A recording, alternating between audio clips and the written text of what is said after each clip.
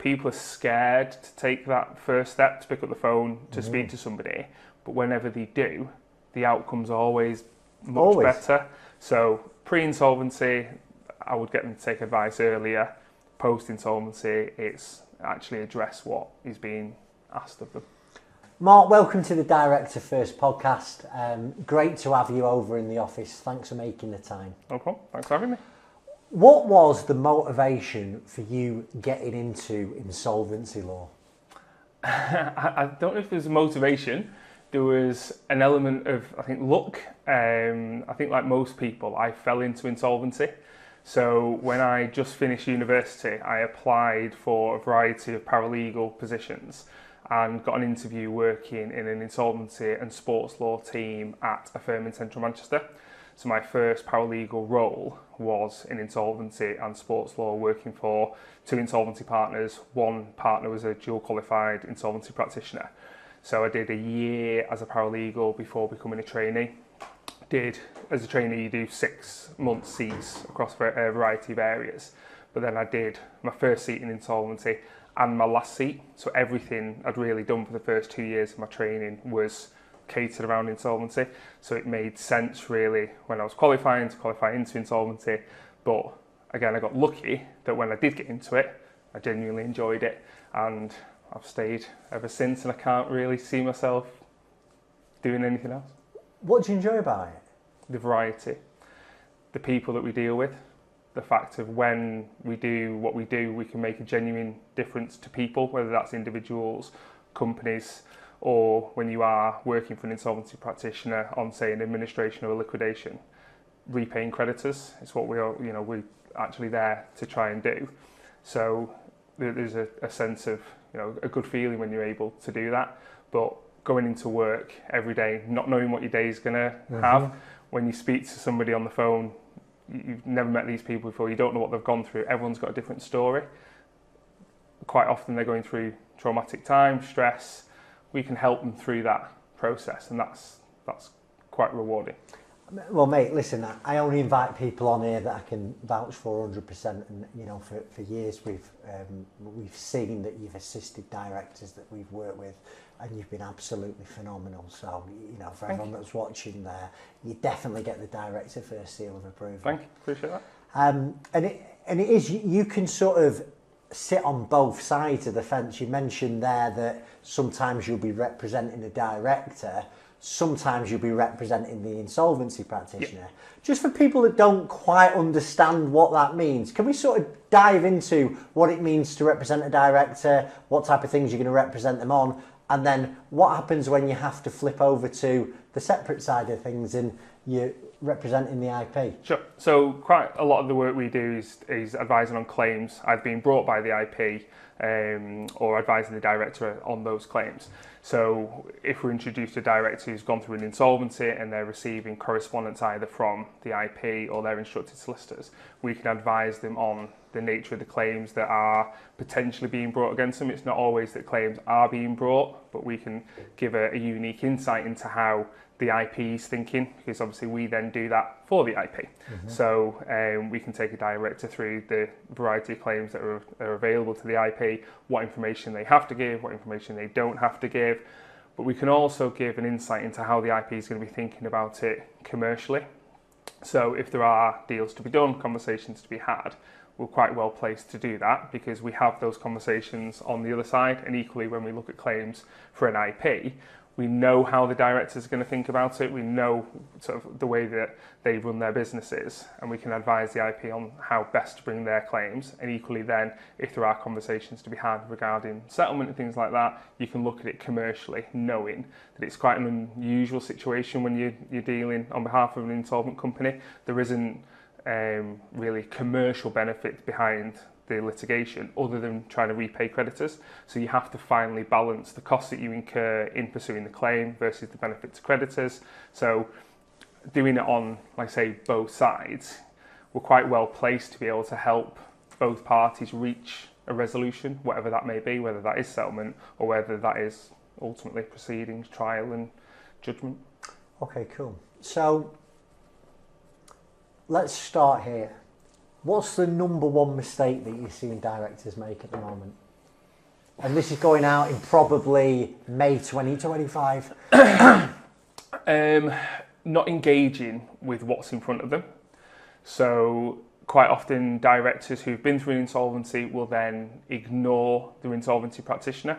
They have legal obligations to provide information, books, records to the IP. Quite often directors don't do that as they should. But also if they are facing claims and they are receiving correspondence that can be quite scary for them, they don't engage with it. They'll just hope it goes away, and it doesn't. Similar with disqualifications in the insolvency service, if a director's conduct's being investigated, they don't engage with the questions that are being asked of them, and sometimes it can be quite frustrating that directors haven't done anything wrong, but they don't put that across in the right way that they should, and sometimes you can get frustrated with getting into a job so late that you're almost trying to work backwards for them. So yeah, if I could get directors to engage with what's in front of them, that would be beneficial. That's certainly post-insolvency. Mm-hmm. Pre-insolvency, it's not taking insolvency advice early enough.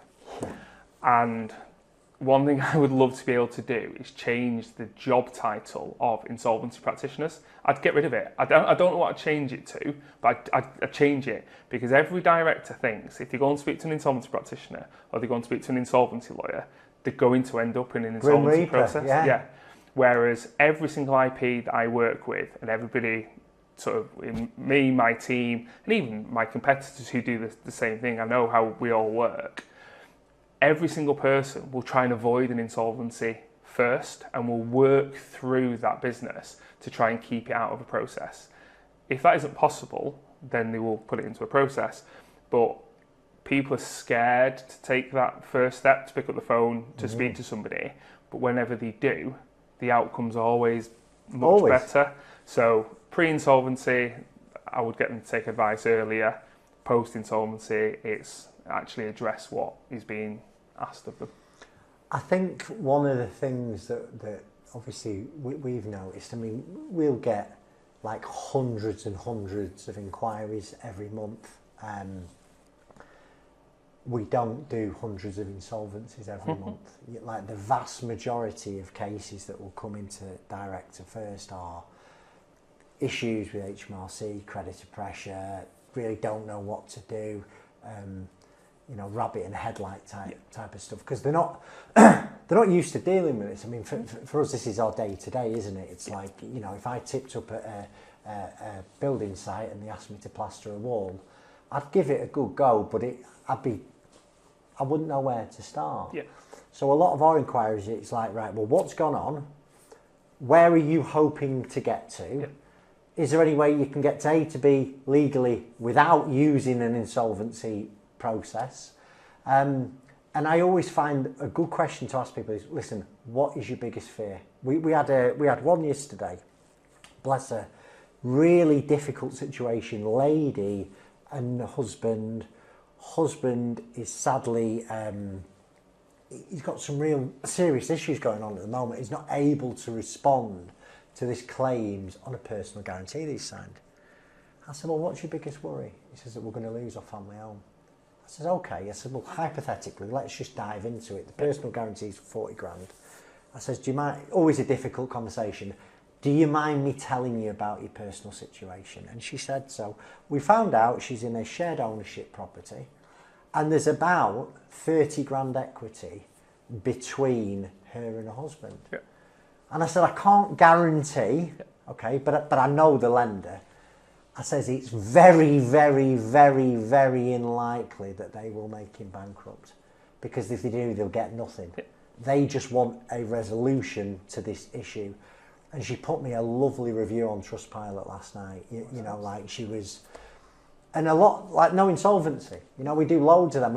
It's not just me who takes inquiries here. We've got a big team, and that's it. I say to everyone, I say, the earlier, obviously we do a lot of content, we have done for years. The earlier you take advice, the more options that you've got. I mean, could you sort of say as a split how many inquiries you get at Farley's and sort of how many end up in insolvency and how many don't? I would say because we get instructed quite late, most of them do, or most of them come to us when they're already in insolvency. So somebody will come to us and say, we received this letter from a liquidator or the liquidator's solicitors. So a lot of them are already in a process.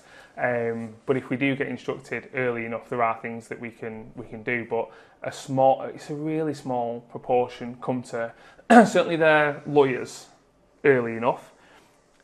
More should probably go to their accountants as well and take advice there early, and accountants are then well placed to either come to us or go to an IP and put people in touch with the right people. But the majority what we get has already gone into the process, and that's probably, if they had have come to us earlier, maybe pre-process, we could have avoided it, but most of them are already.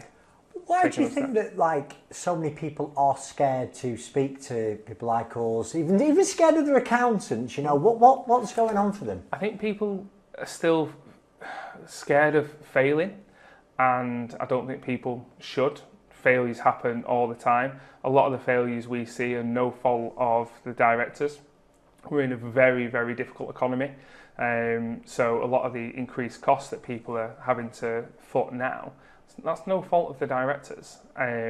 So I think people are scared as to, what the pal down the pub will think, or what one of the mates will think if the company goes into liquidation. What the pal down the pub's told them. That's often a difficult issue, and I do sometimes have to compete with that. My friends told me that, or ChatGPT has told me this. That's another one I've started to get recently.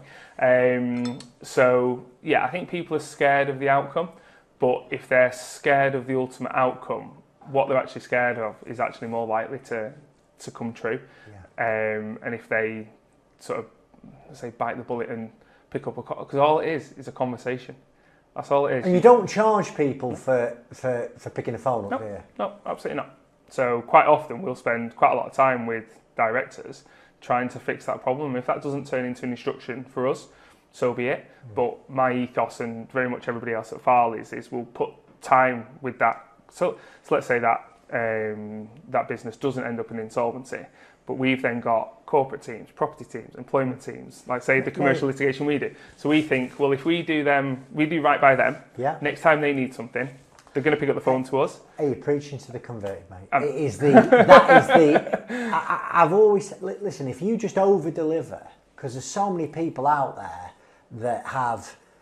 they're only interested in one thing, and it comes across, doesn't it? Like, if you can just go out and give them that much goodwill, good service, what we've found over the years is, out of all them 100 inquiries a month, a lot of them we don't pay for them. It's not paid. It's like we've helped John, who's then spoke to Sally, or we've helped Fred and we've spoke to his accountant, we've stood out different to everyone else, and then Fred starts to refer work in, and it's like, you never know where that web's how it's going to come back, do you? But if you do good things will come back to you. I'd like to think so. With regards to, just winding back a little bit, and let's talk about issues pre-insolvency. What are in fact, I'm going to rephrase that question. One of the issues I've had, and it's not, I completely get that the IP has to make claims against directors, right? It's what they're there for, represent creditors to get the best interest. Do you see a difference with different firms, that some are a little bit more proactive at the front to explain everything, whereas others aren't? Yes. I think any IP that you speak to, if they're not asking lots of questions at the start, I think clients should be quite concerned about that, because most IPs will want to know what is within the appointment that they're taking. And then quite often they will flag issues to directors that are going to arise post-appointment. If the director thinks there's issues and then they're talking to an IP and the IP isn't having those conversations, I'll be really concerned that, and I do see it, and it's not as common as it used to be. It's still very much out there that IPs some will charge really, really, really low fees, and then think to make up their fee on the back end, they'll then bring spurious claims against the directors, which sometimes it then forces a commercial settlement out of the director. Even if the claim's got no merit, it's cheaper sometimes to pay it off than fight it. So yeah, if conversations aren't happening early, I think directors should be a little bit concerned. Also, I think most directors shouldn't be just speaking to one IP, and they should be thinking about where they find the IP as well. And if there's a recommendation from the friend down the pub, potentially not the best, speak to your professional advisors who they worked with before, what good results have they seen, how what experiences of other directors in a similar situation had, because ultimately if you not ask the right questions and then you then ask them after the company's in insolvency, there's no going back then. The problem is people don't know what questions to ask. That, like, I had one yesterday, so I've been working with this guy for sort of 3 months. He has got a large overdrawn loan account. It's just not been defined. Okay, accountant didn't really want to engage. Returns aren't up to date for a couple of years, and he's got some cash in the bank, this guy, and there was no absolute immediate pressure, so there was time to sort of get your ducks in a row, do the work up front. Anyway, I've gone on holiday. I've rang him and I've said, right, I said, listen, I said, we have to either get back into this accountant or we need a new accountant in just to prepare at least a statement of affairs. He says, Chris, I've signed up with someone. I'm like, okay. I'm not going to mention the name. They're not. I says, how's that come about? He says, well, they've done a job for me, mate. I says, right, okay. I said, well, tell me about that. I said, well, he had one of those director's loans and they've written it off. I says, tell me, do you know about your mate's... His problem, this guy, he's wealthy. He's got lots of equity in his property. And his mate hasn't got a pot to you-know-what in your window to throw it out of. And the frustrating thing for me is this isn't new information. This is like a conversation that's gone on for a long period of time. And he signed up. And I says, right. I said, well... I says, at least tell me this. You've had a deal done provisionally about the DLA. He says, I haven't. Now, for anyone that's watching that, and listen, an insolvency practitioner cannot make a decision on a director's loan until they're appointed. Correct. But they can look at it, and in principle, based on the information that you give them, your income, your outgoings, your full assets and liabilities, a provisional deal could be done on the basis you're telling them everything right. Yeah. But that deal, like you say, can't be brought into being until they're formally appointed. Of course.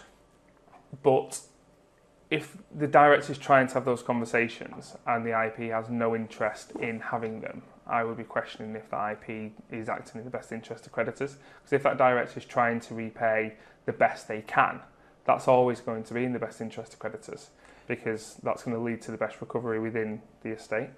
So for me then, let's just play that scenario down. It's hypothetical, obviously.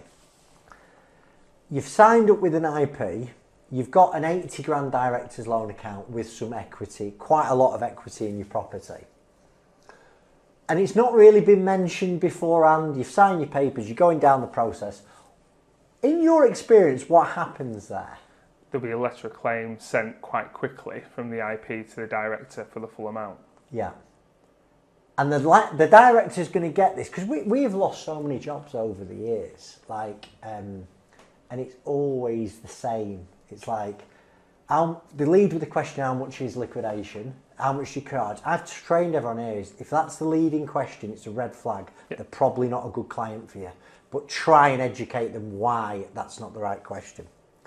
And what we'll do before we take any money off anybody, or even bring an IP into the table, it's like, we're going to get everything out on the table here. Yeah. And I remember another one where, anyway, it was going to cost him about 50 to 60 grand. And he left, he decided that was not a good option because someone else quoted him 3 grand. And then the amount of emails we've had over the years or phone calls, please help me, it's like, we can't help you, the problem's gone then. Because quite often, the saving so let's say that person is trying to save 3 or 4 grand in the IP's fees. As soon as they get that letter of claim, they're going to have to come to a lawyer and we're going to charge them that anyway. They might as well do it right first time. Yeah. So that immediate quick saving in the long run doesn't actually do them any good. But they don't know. Because they think everybody is doing the same. Like, there's a really good IP will have that conversation, won't they? They'll want to know absolutely everything. Because they want to know, listen, they want to know if there's any money in it for them as well, don't they? They want to know, can they pay the fees? Is there going to be any dividends creditors? What's going to be involved in this? What investigation work we're going to do?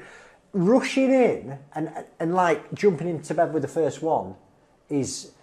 We tell everyone, get more than one opinion. You know, don't take my word for it. Go and speak to at least two. It's like, you know that scenario where there's an 80 grand DLA, it's not really been discussed, he's signed the papers, he's going into he's going to get a letter of claim. There's still going to be a letter of claim, isn't there, even if he tries to deal with it up front. But how does them two scenarios differ?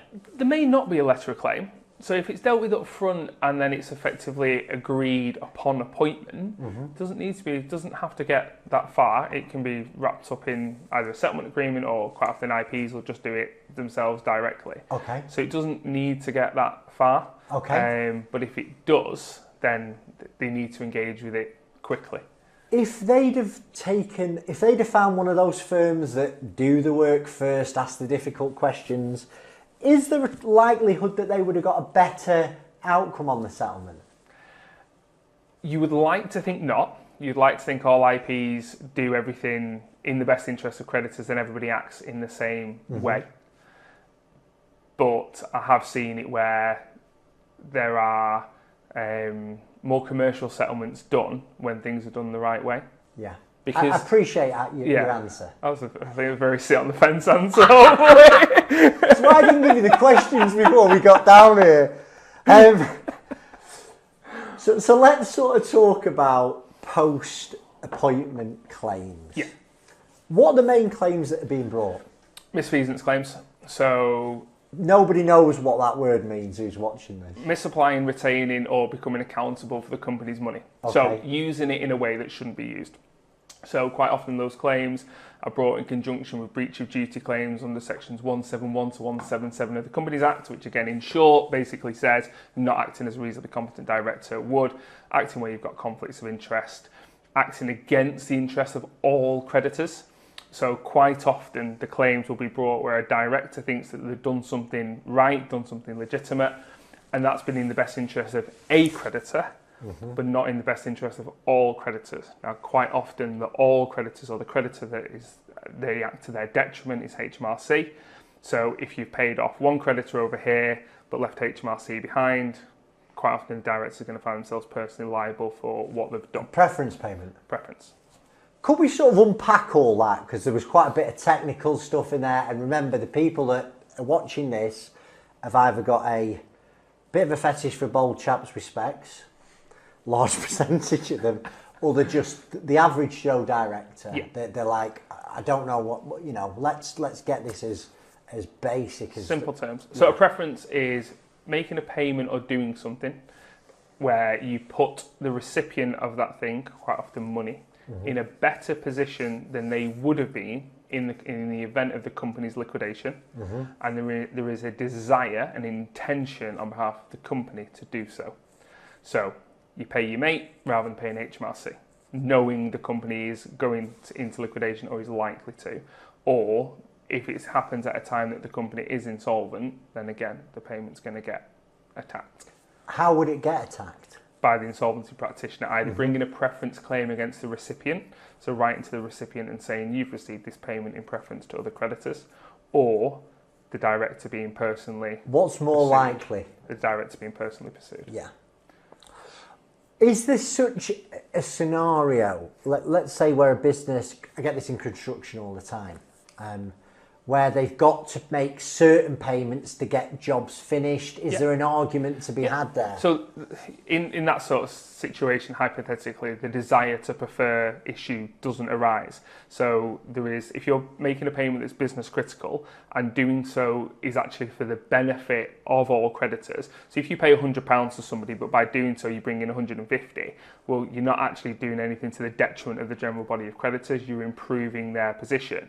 And also you're not making that payment with the intention of putting that person in a better position in the event of liquidation. Your intention behind the payment is to make everything better for everyone by bringing in more money. I get it. So there is a potential defence in that. Brilliant explanation there, mate. What else? We mentioned some other potential misfeasance claims. Transactions under value. So let's dive into that. Making payments for less than something's worth. So transferring property for less than it's worth, quite often gifting property. So, or it might be gifting plant and machinery to a connected company, transferring contracts, goodwill, intellectual property, anything like that to a connected business, an associated business, or just to somebody else, or transferring money where there's no reason for that money to be transferred. So on the transaction under value, so we get this a lot. A director can, if a business has become insolvent, he can transfer assets out, but there's specific procedures to follow, isn't there? Yeah. They've got to be, go on, I'll let you take over. Anything, if it's at a time of insolvency, anything that happens has to be done in the best interest of creditors. If it isn't, the director could be personally liable. So any director that is looking to transfer assets ought to do it on the back of independent valuation and expert evidence. So if they have plant and machinery valued at £50,000, they should be paying £50,000 for that machinery. If they do anything on a whim without advice and it turns out that it's at an undervalue, they're putting themselves at risk. And you bet, again, it boils down to getting the advice early, because if you're speaking with your insolvency practitioner and you're letting them know, the insolvency practitioner will probably actually, well, let's get an agent to value this. Yep. They'll bring people to the table to allow you to, and some firms may even give them some terms to buy those assets. Yep. So that example, 50 grand, they might not even have to pay 50 grand on day one. Yep. They could pay it over a period of time to come into the estate. Yep. And if that director has relied on that professional advice, there's a statutory defence in the Companies Act that the director's acted honestly and reasonably. So as long as both boxes are ticked, even if the director has been misfeasant, so if they have transferred something at an undervalue that's caused damage to creditors, there is that statutory defence there of that they've acted honestly and reasonably. It's very, very hard to invoke that defence when you haven't then relied on professional advice. I mean, I would... driving, I had a meeting down south and I'm driving back and I'm talking to a director, and he was like a middleman. He got jobs in and moved them out, and he'd racked up, I think it was about £1 million to the HMRC, petition imminent, and I'm like, okay, well, what's your plan? He said, well, I've started a new company. I said, okay. I said, well, what assets were there? Well, there were no assets. And on the accounts, they didn't look like there was assets, but it was turning over £3 million a year, because he would get the lead in and farm the lead out, and he had these sort of contracts. And I've said, you're going to get absolutely hung, drawn and quartered. And he could not get his head around that you can't just dump a company with, I mean, his total debt were about £2 million, and just move everything over with no... where's the thinking behind? He'd probably been advised by Dave down the pub. Maybe so. I think it's quite often there's a lack of education there, of understanding that the assets of the company, such as its contracts, its goodwill, its intellectual property, they have value, and anything of value can be realised to pay creditors. So if you move anything of value that prevents the IP from being able to do that, you're causing creditors a loss, and that can lead to the issues. So I think sometimes there is an element of innocence sometimes, that people move things genuinely not realising that they have value, but that again, you run the risk of doing anything at a time of insolvency without professional advice. Because you can be innocent in your intentions and still, that isn't a defence, is it? No. Aside from what we talked about, preference payments, transaction undervalues, can we talk about overdrawn loan accounts? We can. So, people get themselves in trouble with directors' loan accounts because of issues pre-insolvency. So they will decide how much money they think they need to earn out of that business and pay themselves that amount of money, and then they'll wrap it up at a year-end dividend, which is all fine when the company's doing well. When the company's not doing so well, they then continue to receive that money, and I understand why, bills to pay and everything like that. But then when the company enters liquidation, they don't have the profits to effectively pay back that money by way of a dividend. So directors find themselves with overdrawn directors' loan accounts. The other thing that directors often do, which is again when they don't take professional advice, is they declare dividends to themselves and then don't appropriately document the payment of the dividends. So there's no board minutes or decision of the company to declare it validly. And in that circumstance, it's treated as a loan. So that then goes on the director's loan account. And again, quite often directors will come back and say, oh, well, I'm going to reconstitute everything and put everything how it was meant to be. But there's a case that says directors can't rewrite history. So directors find themselves facing claims for the overdrawn loan accounts because they haven't documented everything that they were doing pre-insolvency. So yeah, they are very, very common claims. Would you say it's the number one problem? Probably post-COVID, probably equally that and how directors have misused bounce-back loans. Oh, we're going to come to that. I'm sure we are. Coming into that. Yeah. So I would say DLAs and misuse of bounce-back loans and C-bills is probably 50-50. Do you know one of the things that I see, the reason that they're making these poor decisions, I mean, you've had, and if you're making money, bit of salary, top it up with dividends, best way to draw the money out of the company. Lots of people don't know whether they're making money or not. Mm-hmm. It's like they think that their accountant is going to, like, them year-end accounts are useless in making decisions. Yeah. And people just, they have no finance function in the business. Yeah. And if they had that bookkeeper, fractional FD, finance director who's giving them monthly information, you could almost stop this problem happening, or you'd see the problem earlier. Sure. And you go, right, I need to speak to someone about insolvency. The one thing that always surprises me when I speak to directors early is how much money their businesses erode that they haven't or aren't collecting, because they are too concerned about the relationship of dealt with them for 10 years and I don't want to upset them. But the cash flow is crippling the business, and if they're not doing anything about it, they're ultimately then going to end up sort of even worse. So people do really, really good work, but then seem scared to want to go to people and say, I've done this job for you, you're outside of payment terms, pay me the money. I've been there. Yeah, I've been there. I'm just that happy that they chose me to do the job, Sure. But it can be done in the right way. So quite often we'll be instructed to collect debts, and we don't send a really aggressive, particularly if there's an existing relationship, you put into that letter the details obviously of the debt, but why they want the payment, and obviously the cash flow that is being impacted. If the director isn't collecting the debts, ultimately everything's just going to get worse for them. Mm-hmm. So you're right, if they don't stay on top of what's going in and what's going out of the business each day, they're going to have issues. But equally, directors have a statutory obligation to maintain adequate books and records so they know the financial affairs of the company at any time. Mm-hmm. So quite often directors will come and say, oh, well, everything gets done at year end. But what about 3 months into your financial year? That's the point you should have known that this business was hopelessly insolvent, and you should have stopped at that point. Mm-hmm. The fact that they then carried on for a further 9 months and increased creditors' losses, again, leaves them open to further claims. And that, I just didn't know, isn't good enough, is it? No. You know what I've noticed though? Might be a bit controversial. I don't think accountants give enough support around that. I think some accountants are just happy doing year-end accounts. I think you're right. I think some are employed just to do year-end accounts. I think there are others that are and can be employed on more of an advisory basis. And I think that, particularly for a business that's turning over a decent amount of money, is a really good function for... How much do they need to be turning over for you to think, you know what, you need a finance function in there? I don't think there's a right or wrong answer to that. I think there is...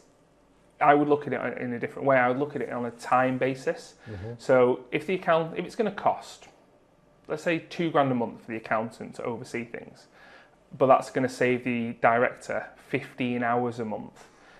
In that 15 hours, could that director make more than £2,000? I think if the answer to that is yes, it should be outsourced and done by somebody else. So I don't think it's right to say, oh, businesses that turn over 500 grand, they should have it. I think it's a case by case basis.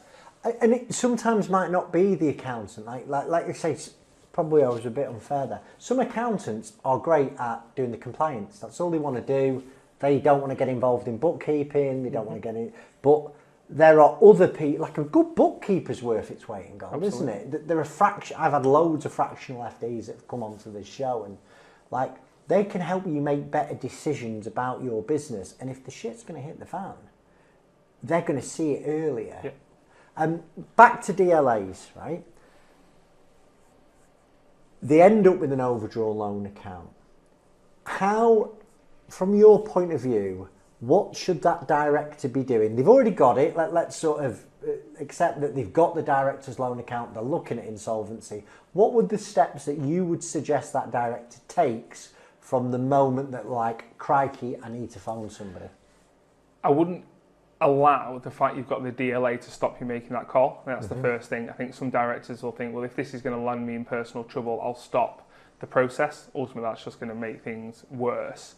But I would, as I'm placing the company into liquidation, I would make sure the DLA is actually right. I would go back and review all of the entries to make sure they are actually right and proper. Because if you try and right the wrong after liquidation, it's so much more difficult. I would be gathering all of my evidence as to why the credits or debits on that loan account are there. I'd be looking at anything like unpaid expenses that I've got. I'd be getting all of my receipts together, absolutely everything, to make sure the position is right. Because when the director signs that statement of affairs, there's a statement of truth on there. And if they then sign to say it's X, but then 2 weeks later come back and say, it's actually Y, it's a very difficult position for them to sort of row back from. So I'd be very much getting my ducks in a row, getting all my evidence together. I'd then be looking at what I do have, what I don't have, and start trying to have some conversations with the IP early. How does that conversation go in an ideal world? In an ideal world, it goes, I have an overdrawn director's loan account of X, but I only have Y. I can make that available, but I can offer Z, and I can offer that in a reasonable period of time, and there is a reasonable deal done. It's the best deal for creditors, but it preserves the director's asset position. And the IP is always going to want to do best by creditors, and there's even a duty on directors to do best by creditors even post-insolvency. But it will, again, depend case by case, what the director has, what they don't have, as to what can be offered. But if they put their best offer forward and they evidence why it's their best offer, it's quite hard for an IP to turn it down. Because I suppose also it's less work for the IP as well, isn't it? It's like less work, less billable hours, more money going back into the pot. Exactly. I think what directors don't seem to know is, this is only my take, if you're saying to an insolvency practitioner, listen, I'm willing to put my best offer forward and it's better than a bankruptcy scenario, on that basis, that's what you're saying, is it? Yeah. Now, people don't get bankruptcy is expensive, isn't it? Am I allowed to ask you how much it could cost someone, pluck a figure out how much could it cost to make someone bankrupt? Even just the court fees now are just short of $5,000. Okay. And then professional fees, obviously depends which law firm you use, but total between 10, 15, 20,000, depending on how many hearings there are, whether it's opposed, things like that. But then there's not just the initial cost of making somebody bankrupt. You've then got the immediate official receiver's costs, who immediate access. Is that £6,000 plus that now? I think it goes up and down. I'm not exactly sure exactly what it is as of today, but trustee in bankruptcy. Then you've got additional IP fees on top of that. You've then got all the interest on the debts. It's a very, very, very expensive process, and when I'm acting for an IP, I won't advise that route is taken unless there is a very strong route of recovery within that bankruptcy. So if you have a director with a asset, multiple creditors, jointly owned, maybe children in the house, that it's going to take a long period of time, you might have a house that's got 200 grand of equity in and you've got £100,000 claim, but that equity will quickly get eroded over time in professional costs. House valuations go up and down. they might stop paying the mortgage, the equity might be diminished, you might have cross claims from the wife, anybody else. There's a variety of uncertain factors that bankrupting somebody for the recovery of DLA is not attractive, and IPs will only do it as an absolute matter of, of last resort. And the other thing that they need to balance is if the director is putting their best offer forward really early, well, why would the IP pursue bankruptcy if you're saying to them day one, this is the best you're ever going to get out of me because here's all of my circumstances. So here's how it looks day one. Here's how it'll look in 24 months down the line in a bankruptcy. I'm giving you the better offer now. Again, best interest of creditors. You would hope most IPs would look on that favourably. This last few minutes that me and you have just had is some of the most valuable information that a view can take. They've got to understand this bit, haven't they? Yeah. Because it's like, if you've got £1 million house with no mortgage, you've got really serious problems. The wealthier you are, the harder these conversations things to be had. the harder these things are to sort out. But most people that I deal with they've got some equity. Yeah. And like you say, on the headline figures, let's take that example, 200 grand equity, and you owe 100 grand. So, well, half of your equity is the partners who's not involved in the business. So you've got 100 grand equity, you've got 100 grand DLA. Yeah. To a layman, that's like, oh my God, I'm going to lose my house. Could we walk through that hypothetical example then? Yeah, it's really rare for that to happen. Even on the example of 200 grand of equity, 100 grand DLA, because on the costs are so high of the trustee in bankruptcy, who their costs come out first, the petitioning creditors come out first, statutory interest, everything else comes out before creditors get paid. It is really, I'm trying to think, I can't remember the last time I've had a director that I've actually thought made bankrupt because of a DLA. I know of times where we have made directors bankrupt because of overdrawn DLAs, but that's been because those directors haven't engaged. So if the IP is faced with no engagement from the director whatsoever, they are going to go after those routes because what alternative have they got? But an engaging director. I mean, that's it. You know, over the years there's been, and I mean, I can't count them on one hand. There's that little, and I think you've been involved in a few of them, where the directors just stuck their fingers up. Yep. And it's almost like, well, what do you expect? You know, have you got a message for that director out there who may have engaged with an insolvency practitioner and thought, I'm just not dealing with them? You do so at your peril. And whatever's going to then come, you're effectively... You can't cry about it later, can you? No. Engage with it early, and it's always going to end up in a better outcome for everyone.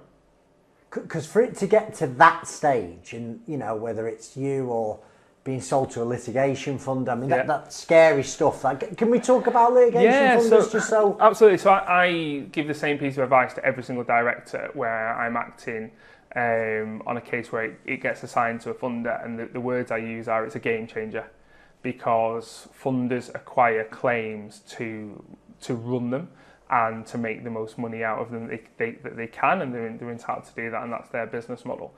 And if you do not engage with a funder, they have the resources and the backing to fully litigate claims, and they will run them all the way through to enforcement. So again, not engaging with them, you do so at your peril. Funders are commercial entities, as IPs are to an extent. Funders buy claims to make money off them. Again, that's their business model, nothing wrong with that. But if you have early conversations with a funder, you're more likely to...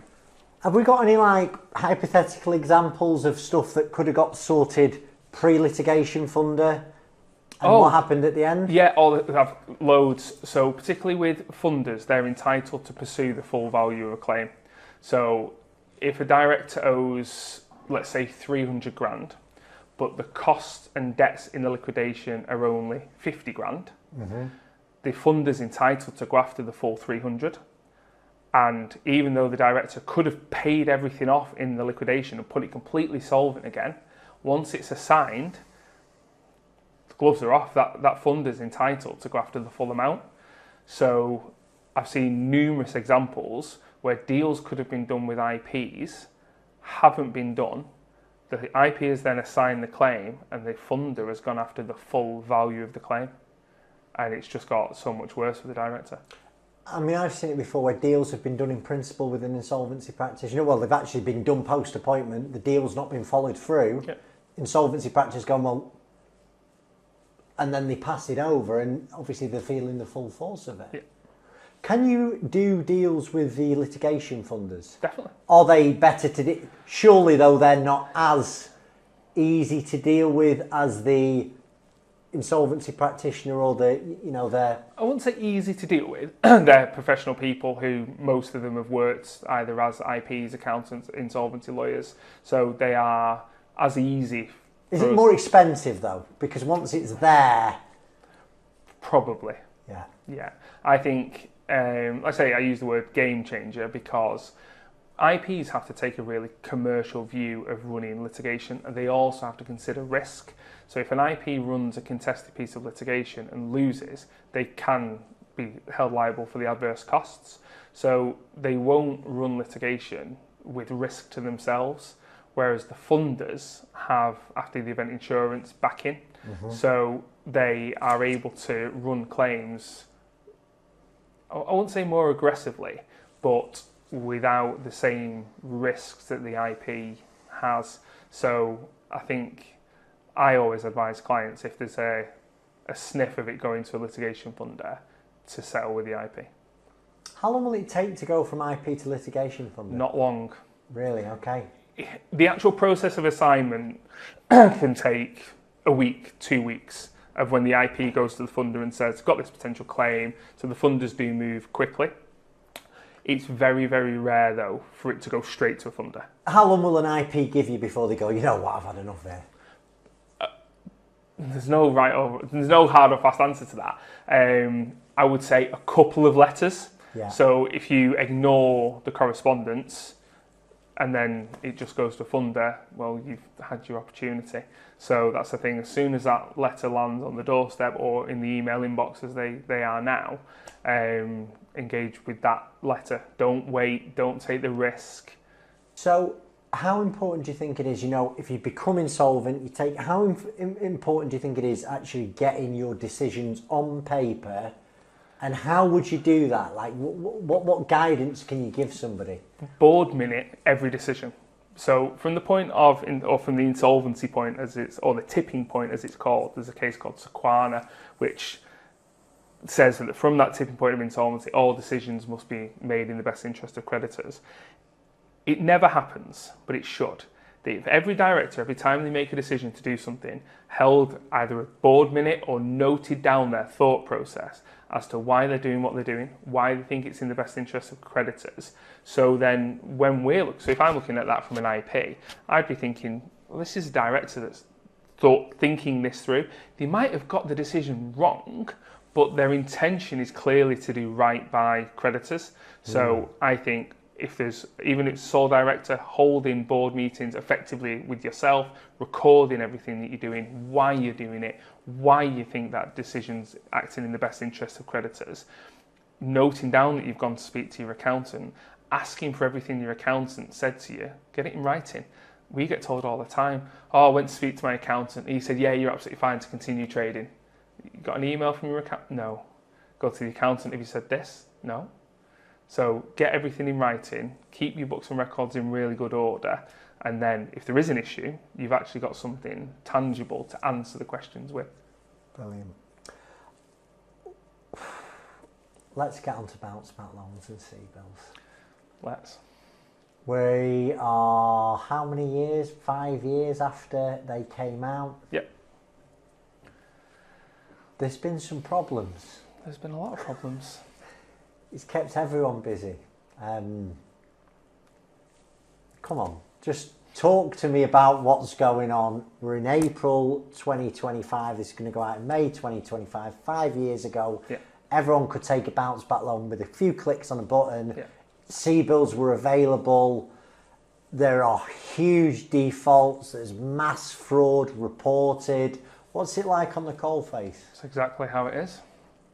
There's been some directors who've made some really poor decisions and they're now paying the consequences of those, whether that's the IP pursuing them for repayment of the loans, whether that's the Insolvency Service seeking their disqualification and ultimately compensation order as a result of the way that they've misused the loans, or there's criminal sanctions. So people are unfortunately going to prison for what they've done. So the gloves are off to an extent if people have really done wrong and committed outright fraud. And can we dive into that bit? Yeah. Really done wrong. Yeah. What does that mean? Putting it in really simple terms, a lot of people did things that they knew at the time they really shouldn't have been doing. So, stating turnover is £1 million on a dormant company that's never traded. Taking 2 bounce back loans from different companies, taking a variety of the C-bills loans and not using it for what it's been intended for. Taking the bounce back loan money and buying items of personal expenditure, watches, cars, kitchens. We've seen some holidays, putting it into crypto, using it for everything that they knew that money wasn't designed for. And a lot of those people have paid some quite serious penalties for it. But the more common claim is where money is used by the director to try and go again, but not in the same business. So I'm finding this is really common, that money moves from company A to company B because they're trying to use that money to do something else or trying to restructure. So taking it out of the company that took the loan, therefore in breach of... Yeah, and just paid it to another company and said, oh, we're going to do something else with it. And then that company B has failed and there's been no repayment. But that isn't what the loan scheme was designed to be used for. Use it for the business that took it. Correct. Okay. So those people are then facing the claims of personal liability and the disqualifications. I'm seeing, thankfully, more of those where people have taken like genuine steps to try and do something good with the money, to try and use it for, like say, another venture or to try and diversify the business. But that isn't what the loan scheme was designed for. And when people signed the documents, that was all made very clear on the documents. If you took the time to read them. If you took the time to read them, yeah. Let me give you a hypothetical then. So, we'll get an inquiry. Within a few seconds, we're on checking what the company was doing in 2020, and it's dormant. And their accounts are dormant for 2020 and 2021. Yep. And they will try and say that, well, no, actually, you know, we were doing this and we were doing that, and we used the money to get the company off the ground, but it just never happened. What have you dealt with any of those? What are your... I've not seen anywhere they've tried to use it to get the company off the ground. I've seen it where they've tried to use the money for new things within the business or spend it to make the company a success. I've thankfully not seen anyone who has taken it for a new company and sort of done it that way. But I know there are. What defines trading then? Because I think this is the question that people say, well, I was trading, but I've not done any accounts or what. You know, let's say you set up in January 2020, your business has ultimately failed, you've took a bounce back loan. What constitutes trading? I don't think there is, or there may be, but I just don't know what it is, a legal definition of what trading actually is. But I would say it's anything where the company is actually carrying out the activities that it's set up to do. So when you form a company, you say what it's going to do. So if it's doing that thing, if you're buying and selling, you're receiving money, you're paying money out, you're employing people, you're advertising services, things like that, that to me is trading. And there'd be evidence for that, yeah. Wouldn't there? Invoices, yeah. blooming emails, etc. I think the use of a bank account is going to be really good evidence of actually trading, because money will be going in, money will be going out. Mm-hmm. Perfect. Could you sort of give us some high-level cases that you've worked on where there has been a decent outcome for a director who's come to you with a head in the hands? And I know it's been... Yeah, so again, insolvency service is about engagement with them and explaining what you've done and why. And just because you've done something that they view to be incorrect, it doesn't actually mean to say that the director is unfit to be involved in the promotion, formation, or management. We're talking about disqualifications here, aren't we? Yeah.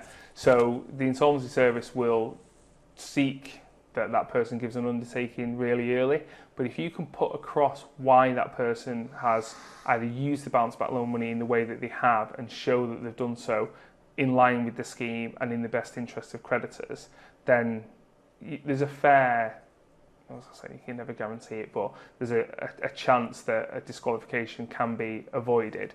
You can then also get into mitigating the circumstances. So the thing we're seeing quite a lot now is, because we're so long since the loans were taken, the insolvency service are taking a little bit more of a relaxed view, in my experience, about businesses that are now doing well.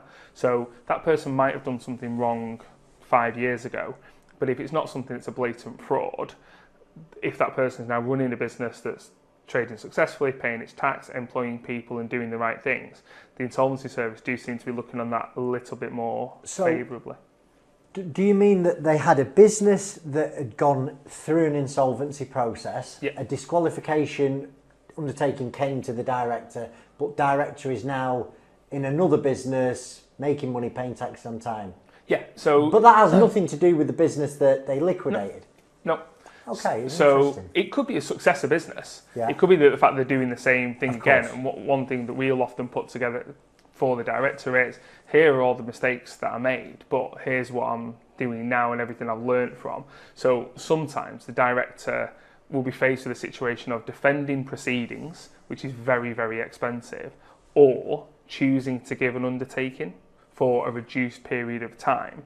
And then the director, even if they give an undertaking, has the right or the ability under Section 17 of the Directors' Disqualification Act to make an application to court for leave to act as a director, even though they've given the undertaking. And we've made numerous successful applications where you go to the court and you say, right, I've given the undertaking for these reasons, these are the things I've done, but I've learnt my lesson, I've now put safeguards in place. We're so many years down the line, we are employing lots of people. We're working in a certain sector so I'm working on one at the moment, which I won't say too much, but it's quite a public interest sector, that if this person is disqualified, there are a lot of members of the public that would be adversely affected. It's no fault of their own.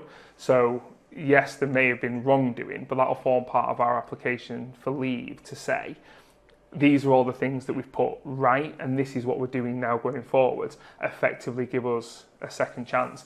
And as long as... So are they disqualified then if they do that? Is it public available information? It's publicly available information, but that's something you can discuss with the insolvency service. You can talk to them about how it is publicised. Because if there is the leave to act order, yes, they are technically subject to the undertaking, but it doesn't kick in. They don't have to... They can continue being involved in the promotion, formation or management of a business. But they're always subject to certain criteria. Excuse me. So it might be that they undertake to file their accounts on time, that they will work with a specified bookkeeper to make sure all the accounts are up to date and things like that. They will or won't trade in certain sectors. The insolvency service will work with you to set out what criteria they want, and then ultimately it's a question for the court to make an order. Okay, really interesting. So there are lots of companies out there who have bounce back loans, who haven't gone through an insolvency process. They're just zombie companies. Yeah. You know, we'll get lots of inquiries where, like, the director, you get the two types. You've got the director who's done wrong, and we sort of say, listen, the best thing you've got to do is try and pay this back.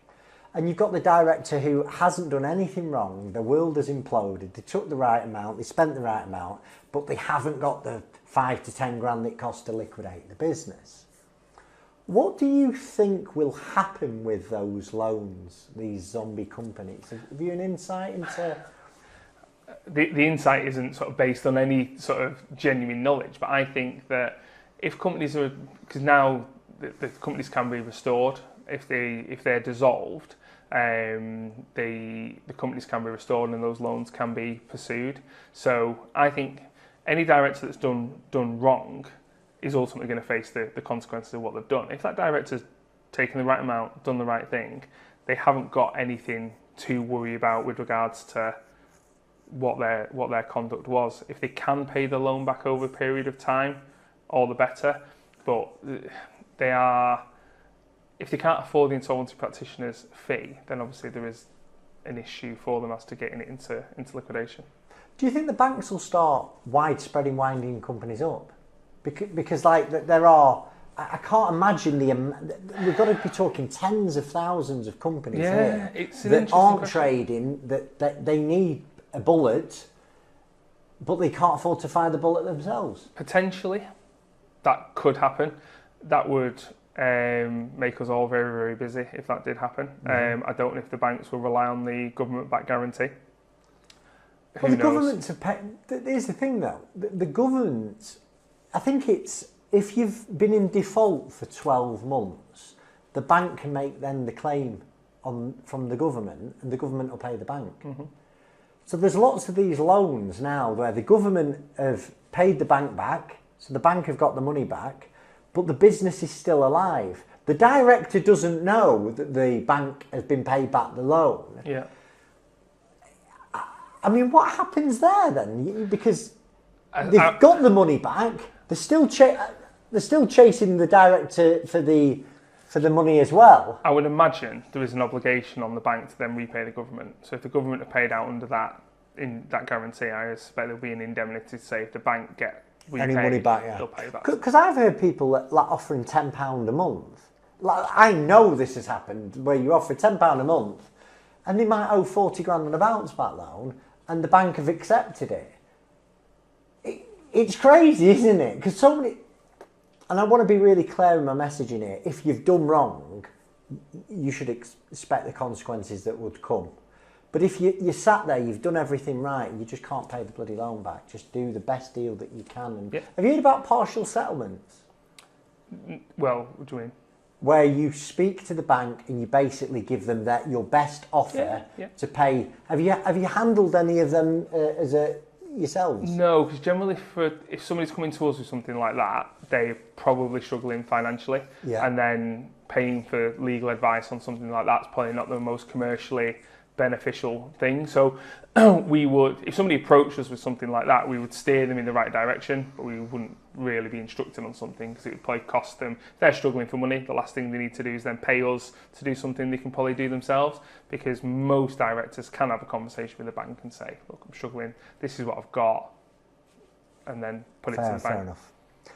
What is the biggest legal myth out there that you want to clear up right now around insolvency?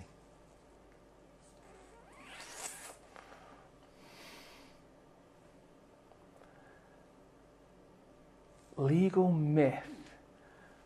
Whether it's a legal myth or a bullshit buster. Yeah, that's probably another way. That if you go bust, you're definitely going to lose your house. I'm so glad you've said that. Yeah, I get that quite a lot. That people just think that it's automatic. The other good one would be that as soon as you go into insolvency, bailiffs are just going to come through your front door. Can we go into both of those? They're great points. Yeah. So on the bailiff one, people think that they get no notice of bailiff action. That's not the case. There are numerous letters that go out. There's also quite often a judgment, so if it's from a judgment creditor. So a CCJ before bailiff comes. Which generally has a letter before action before it. Then there's a claim form, then there's a judgment in default, then there'll be a notice of enforcement, then there'll be a letter about a bailiff appointment. What's the timescale between the two? It's meant to be a matter of weeks.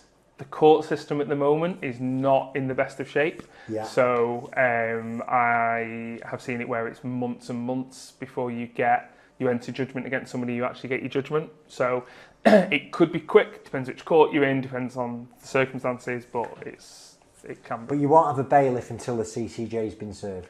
On a judgment debt, yes. What's a judgment debt?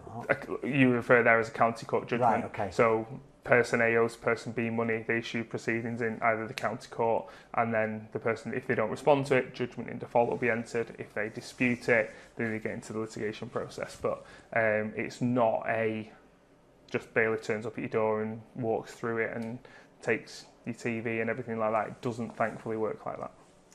And the first one you said that I hear a lot is, if I'm going bankrupt, I'm definitely losing my house. Yeah, so again, as soon as somebody is declared bankrupt, the trustee or the official receiver, but then any subsequent trustee in bankruptcy, who we act for, so we do personal insolvency as well as corporate, so we can advise people either pre-bankruptcy or post. We often advise spouses as well. So spouse has been declared bankrupt, co-owner facing a letter from a trustee in bankruptcy saying, can you purchase my interest? So if an individual is declared bankrupt, their equity in their property invests in their bankruptcy estate, the first thing the trustee will do is write to them and say, can you or somebody else acquire my interest? So the last thing any trustee in bankruptcy wants to do is have to issue possession proceedings. It takes a long time, it's very expensive, it's not what you really want to do. They will do it as a matter of last resort, absolutely, but if reasonable offers are put for the equity that bankrupt has, the trustee is always going to be mindful to take that. So will they give you time to pay it? Yes, they don't have to, but how long? It depends on the circumstance. Hypothetically, I would say most deals are structured over between 6 and 18 months. Depends on the value of the equity, depends what else is going on in the bankruptcy estate, depends what the offer is and how it's being funded. So they will be reasonable. Again, if you engage with them early, make an early offer, and then you want some time, you're more likely to get that time because you've done it early. Mm-hmm. If you go to them at the court door and say, I want 24 months to pay... You've lost a good one. Yeah. Can you, given the fact that the expense and the time costs of possession, can you factor that into your deal when you're buying the equity? Yeah. What would be the costs of a possession then? Just, hypothetically. Hypothetically, again, depends how hard fought it is. 5 to 15 grand plus VAT. And any legal costs on top of that? That's what I'm getting at. Trustee costs may be the same. You've then got estate agency costs as well. The trustee has to insure the property. You're able to save them a considerable chunk of money making that early offer. So again, we structure offers on behalf of spouses or third parties that gives the trustee the best outcome for them really early, and the trustees are often minded to accept that. So yeah, people losing the houses, it happens, but really, really rarely, and it only happens when people have ignored what's in front of them. There are situations where the spouse can't raise money, or there isn't an option. But again, there's ways that you can look at those. You need the advice, don't you? So I'm going to wrap this up. I'm mindful of your time. I have absolutely loved this episode. Really, really helpful, and I know people watching and listening to it will have also enjoyed it. Where can people find out more about Mark Hague? How can they get in touch with you? We will email you for show notes, so everything will be on the various platforms, but tell us where we find you. Farleys.com. I'm on the Meet the Team page. I don't know whether it's /Mark Hague or whatever it is, but Farleys.com is my firm. So I'm on there, my team are on there. So if there's anything we can help people with, my email address is on there, phone number's on there as well. Pick up the phone, drop us an email. Either I'll talk to you, a member of the team will talk to you. We'll give you that time to establish what you need. And then, we'll do our very best to help. So, reach out and we're here for you. Mate, it's been a pleasure. Thank you. Absolute pleasure. Top man. Cheers.